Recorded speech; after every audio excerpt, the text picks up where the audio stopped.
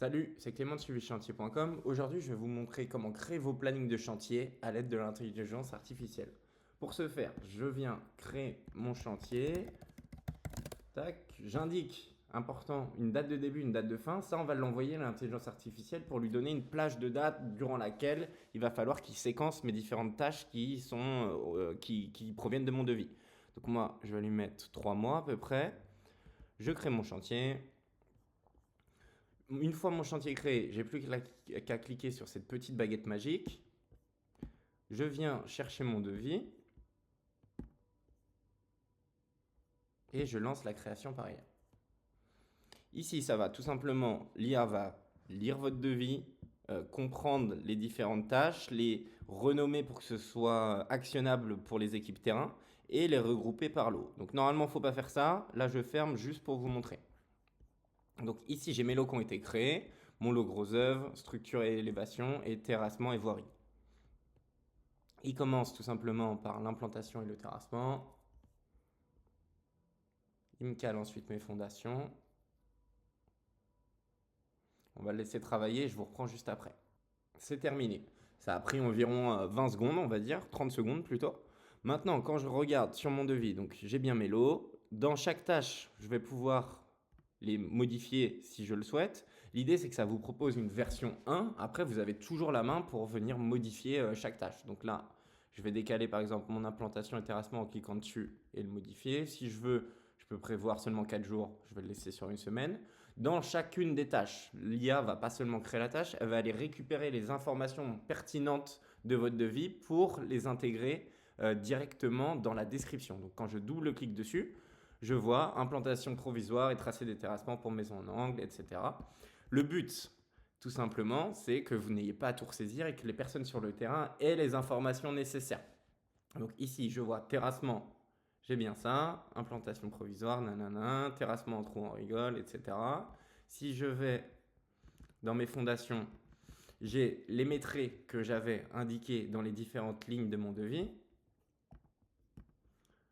Même chose pour canalisation sous dalle, etc. Une fois que mon devis me convient, tout simplement, je vais pouvoir, si je le souhaite, le télécharger en cliquant sur ce petit bouton-là, mais également aller ajouter les membres du chantier qui vont travailler sur ce devis, sur ce chantier, pour qu'ils puissent accéder au chantier et puissent commencer à saisir dessus. Donc moi, je vais mettre mon chef de chantier et je vais aller mettre 2 ouvriers dessus.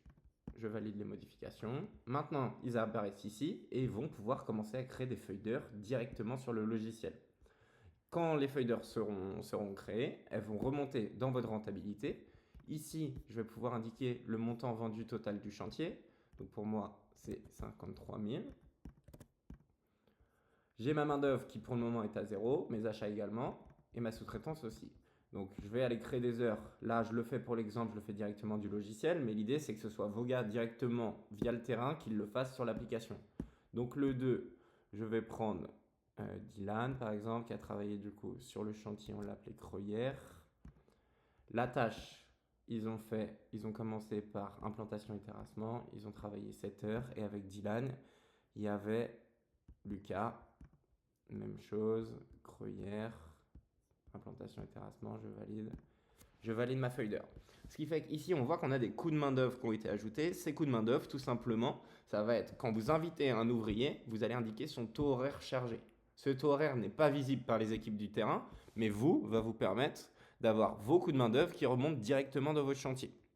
Ce qui fait que je l'ai au niveau du chantier. Là, je suis à 99% de marge, donc pas de souci. Quand j'arriverai à la fin de mon chantier, je verrai en fait par tâche combien de coûts de main-d'œuvre j'ai. Donc là, implantation et terrassement, pour le moment, j'en suis qu'à 371 euros. Donc c'est là où je fais de la marge. Ça va vous permettre tout simplement de vous rendre compte si un chantier n'est pas rentable ou du moins pas aussi rentable que vous l'espériez, d'aller au niveau des tâches et vous dire, ok, bah là finalement j'ai déconné sur implantation et terrassement parce que bon là on est à 4000, mais imaginons je suis dans le négatif ici. Maintenant qu'est-ce que je fais? J'ai 2 solutions, je vais aller voir d'autres chantiers qui ressemblent, je vais voir si ces mêmes tâches là ont le même problème. Dans ce cas-là, c'est que j'ai un problème de chiffrage, ou sinon, tout simplement, c'est exceptionnel. Donc, dans ce cas-là, je vais demander à mes équipes terrain, qu'est-ce qui s'est passé, pourquoi vous avez mis plus de temps, etc. Je vous laisse donc tester le logiciel et la nouvelle fonctionnalité IA. Pour le moment, c'est accessible même en version gratuite. Vous allez pouvoir tester jusqu'à 3 plannings. Et après, pour nos clients, ben, vous avez accès en nombre illimité de création de planning par mois. Bonne journée à vous.